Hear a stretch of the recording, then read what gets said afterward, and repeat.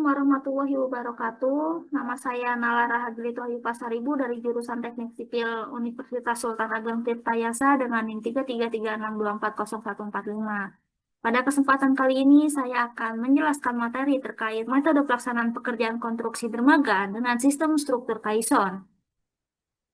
Dermaga Kaison adalah dermaga yang menggunakan struktur beton bertulang berbentuk kotak berongga sebagai elemen utama penahan tanah sekaligus fondasi dermaga.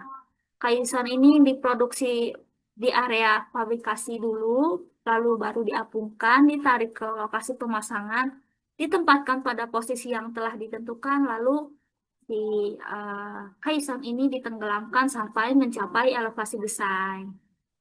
Selanjutnya ada jenis fondasi Kaison. Yang pertama ada open Kaison, yaitu Kaison terbuka yang pada bagian atas dan bawahnya terbuka selama proses pelaksanaan. Jenis ini dapat digunakan pada area yang tergenang air. Pelaksanaannya dengan cara membenamkan dan menggali tanah di bagian dasarnya dan dibenamkan dengan penggalian tanah. Pada proses penggalian tanah untuk Kaison terbuka ini dilakukan dengan cara pengerukan. Volume yang tergali selalu lebih besar dari volume Kaison yang terpasang. Yang kedua ada Kaison pneumatik. Kaison pneumatik ini tertutup oleh penggalian tanah sehingga untuk mengalirkan udara bertekanan ke dalam ruang kerja untuk proses penggalian. Dengan cara ini penggalian dan pengecoran beton ke dalam sumuran dilakukan hampir sama dengan penggalian dan pengecoran beton ke dalam sumuran dalam kondisi kering. Bentuk tubuh Kaison pneumatik hampir sama dengan Kaison terbuka. Yang C ada Kaison apung yang merupakan Kaison tertutup pada dasar Kaison tersebut. Kaison ini terbuat dari beton bertulang yang dicetak di daratan dan penetakannya dilakukan dengan diapungkan. Pada Kaison apung ini perhitungan permukaan airnya harus selalu berada pada beberapa meter di bawah puncak Kaison. Tujuannya untuk mencegah air masuk ke dalam. Stabilitas pengampungan dirancang atau direncanakan menurut prinsip-prinsip hidrolika. Selanjutnya ada alur pelaksanaan fondasi Kaison. Yang pertama ada pekerjaan persiapan, yang isinya adalah survei topografi dan batimetri, lalu investigasi tanah, lalu ada survei pasang surut gelombang juga arus, dan mobilisasi alat dan material. Yang kedua ada pengerukan dasar laut. Yang ketiga ada pemasangan lapisan fondasi, yakni pemasangan batu pecah atau batu belah, meratakan lapisan fondasi, lalu meningkatkan daya dukung.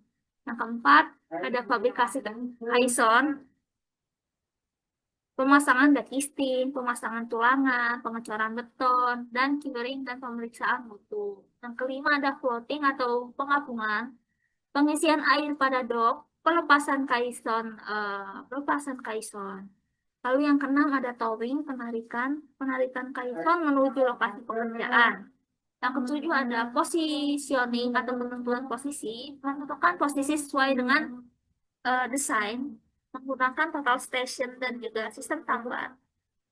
Yang keenam ada penenggelaman. Penenggelaman si fondasi Kaison ini menggunakan balas air, balas pasir, atau balas batu yang sesuai dengan elevasi rencana. Yang kesembilan ada pengisian sel yang tujuannya untuk menambah berat dan stabilitas struktur dengan menggunakan pasir laut, batu pecah, atau material granular. Yang kesepuluh ada pengurukan belakang yang tujuannya ini meningkatkan kestabilan dan membentuk area dermaga menggunakan pasir keruk, batu pecah, dan tanah pilihan. Yang ke-11 ada pekerjaan struktur atas, yakni ada pekerjaan capping beam, plat dermaga atau deck slab, terus ada tujuannya adalah utilitas dan perkerasan. Terus ada utilitas dan perkerasan. Yang ke-12 ada pekerjaan pelengkap, yakni pemasangan fender, pemasangan bolat, tangga dermaga, penerangan, dan lain sebagainya. Lalu ada penggunaan teknologi kekinian atau high-tech. Yang pertama ada precast concrete teknologi. Kaison ini dibuat terlebih dahulu di casting yard atau dry dock menggunakan backcasting modern. Mutu beton lebih terkontrol dibanding pengecoran langsung di laut. Dengan penggunaan precast concrete, teknologi ini dapat mengurangi waktu pekerjaan di lokasi, jadi lebih cepat pengerjaannya. Lalu yang kedua ada floating crane berkapasitas besar. Tujuannya adalah mempercepat proses instalasi serta meningkatkan keselamatan kerja. Digunakan untuk mengangkat dan melemparkan kaison yang beratnya dapat mencapai ratusan hingga ribuan ton. Ya, ini jadi floating crane ini disesuaikan beratnya dengan apa yang ingin diangkat oleh si crane ini. Kalau misalnya berat gitu, si bebannya, maka crane-nya juga harus yang gede, yang berkapasitas besar gitu. Lalu ada drone, digunakan untuk memantau progres pekerjaan, bisa menjangkau area laut yang sulit dijangkau, juga dapat mendokumentasikan kondisi proyek secara berkala. Jadi kita nggak perlu repot menjangkau kondisi yang area yang sulit dijangkau, yang sulit diakses gitu ya. Kita pakai drone aja buat lihat karena ada kameranya, kita bisa pantau lewat kamera tersebut. Kita tinggal mainin ini apa remote controlnya aja. Lalu ada hydrographic survey teknologi. Jadi sebelum apa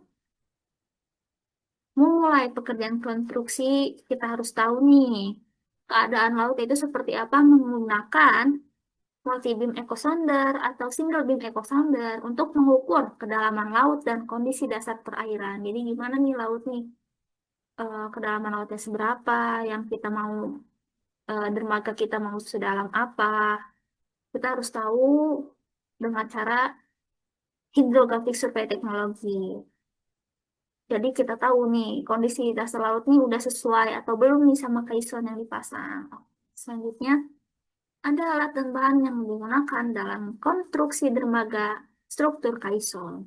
Yang pertama ada kren apung, yang kedua ada crawler crane, yang ketiga ada ponton atau barge, yang keempat ada tugboat, yang kelima ada concrete patching plant, yang keenam ada concrete pump, yang ketujuh ada concrete vibrator, yang kedelapan ada excavator, yang kesembilan ada vibrohammer, yang ke-10 ada wheel loader, 11 ada dump truck, ke-12 survey equipment, contohnya tadi ada total station, ada echo sounder, ada water pass, dan lain-lain. 13 ada diving equipment atau peralatan selam, jadi eh, kita perlu penyelam eh, untuk tahu keadaan kondisi laut. Selain pakai echo sounder tadi, kita pakai penyelam atau pas setelah dalam pelaksanaan konstruksi ini kita perlu penyelam untuk memantau apakah si beton-beton ini dalam keadaan bagus setelah dipasang di laut atau ada bocor dan sebagainya. Jadi kita tahu gitu. Yang selanjutnya ada bahan yang digunakan, beton bertulang, ada baja tulangan, juga ada semen, ada pasir, ada kerikil, ada air, ada backisting, ada geotekstil, ada pasir urung, ada batu pecah, ada batu pelindung, ada grout. Ini buat penyambung, ada admixture beton, ada cat pelindung anti korosi. Lalu permasalahan teknis dan solusinya. Ini adalah permasalahan teknis dan solusi dalam konstruksi dermaga. Yang pertama ada penurunan pada dasar laut. Nih, dasar lautnya turun nih. Penyebab utamanya daya dukung tanahnya rendah.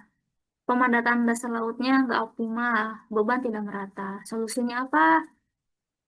Eh, investigasi geoteknik yang akurat, perbaikan si tanahnya, lalu monitoring penurunan. Jadi ini sebelum, misalnya ini sesudah perbaikan. Dampaknya apa? Kreasionnya nggak rata, terjadi retak pada struktur, penurunan berlebih mempengaruhi operasional. Jadi nggak aman gitu strukturnya. Yang kedua ada pergeseran. Penyebab utamanya adalah gaya gelombang atau arus besar, lalu ada gesekan dasar rendah, penempatan si kaison yang tidak presisi. Dampaknya apa? Posisi kaisonnya nggak sesuai desain, terus stabilitas strukturnya terganggu. Solusinya bagaimana leveling bed yang rata dan padat, kunci geser atau dowel antar kaisonnya Dieratkan lagi pengendalian gelombang sementara seperti field curtain atau cover dam. Lalu ada pemasangan dengan positioning yang akurat, pakai alat high tech tadi. Jadi biar lebih akurat. Yang ketiga ada gerusan di depan atau di sekitar ison akibat gelombang atau arus kuat. Juga tidak adanya perlindungan dasar yang memadai gitu. Dampaknya apa? Terbentuk rongga di bawah ison, penurunan dan ketidakstabilan struktur, kerusakan struktur. Solusinya apa? Pemasangan apron atau lapis pelindung batu. Perhitungan hidrodinamika yang tepat, juga monitoring batimetri secara berkala. Yang keempat ada ketidaktepatan posisi pemasangan caisson. Penyebabnya apa? Arus angin saat pemasangan, peralatan positioning kurang akurat, dan kurang koordinasi. Nah, ini penting nih. Kita harus selalu cek situasi cuaca, situasi laut sebelum pemasangan. Dengan cara menggunakan apa nih? Total station, eh, type board atau guide frame saat pemasangan biar pas masang akurat. Pemasangan pada kondisi cuaca ideal nih. Kita lihat di BMKG atau aman cuaca yang bisa kita akses gitu ya. Lalu ada diver, cek posisi aki ya. Nah, setelah selesai memasang, kita harus cek dengan menurunkan diver atau penyelam untuk ngecek si apa posisi kaisarnya. Ini sebelum misalnya ini sesudah kebocoran, lalu ada kebocoran pada sambungan antar kaison. Ini penyebab utamanya adalah cekungan atau kerusakan di permukaan, join geser, tidak terpasang dengan baik, lalu ada pergerakan. Dampaknya apa? Aliran air masuk lalu lewat celah, erosi material uruk belakang, ya, lalu kerusakan fasilitas dermaga, ya korosi ya, masuk air gitu. Solusinya apa? Permukaan gel ini diratakan dan dibersihkan. Pasang si water stop dengan benar. Lalu grouting atau semen pada join. Kontrol toleransi dimensi kaison. Dia harus selalu dikontrol nih. Lalu yang keenam ada kerusakan struktur kaison seperti retak, honeycomb, atau spelling. Penyebab utamanya mutu beton rendah, pengecorannya nggak baik, cover tulangan yang kurang, lingkungan agresif ini maksudnya air lautnya agresif gitu. Solusinya apa? Kontrol mutu betonnya, vibrasi yang cukup saat pengecoran, cover beton sesuai spesifikasi, juga coating atau pelindung beton anti korosif ini harus dipakai. Yang ketujuh ada kendala cuaca dan gelombang saat kerjaan laut. Penyebabnya gelombang tinggi, angin kencang, juga arus yang kuat. Solusinya bagaimana? Bukan kita ngendaliin cuaca ya. Kita harus tahu nih eh, perencanaan jendela kerja weather window ini kayak gimana, di laut nih kayak gimana. Monitoring cuaca secara real time. Kita harus selalu cek cuacanya. Terus kalau misalnya ada eh, cuaca nggak aman gitu, jadi tunda dulu pekerjaannya. Lalu gunakan peralatan laut yang memadai.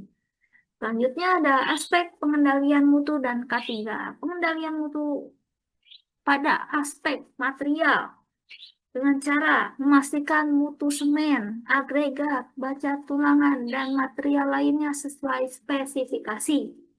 Materialnya harus lulus uji lab dan disertai sertifikat. Yang kedua ada beton. Dilakukanlah itu SLAM test setiap pengecoran. Yang ketiga ada fabrikasi kaison. Periksa dimensinya, ketebalannya, dan posisi tulangannya ini udah pas belum nih buat sebelum diapungin gitu. Yang keempat ada pemasangan kaison.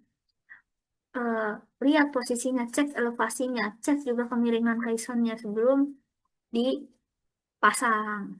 Ya, biar lebih mudah pakai high tech tadi, kayak total station dan sebagainya. Yang kelima ada dasar laut.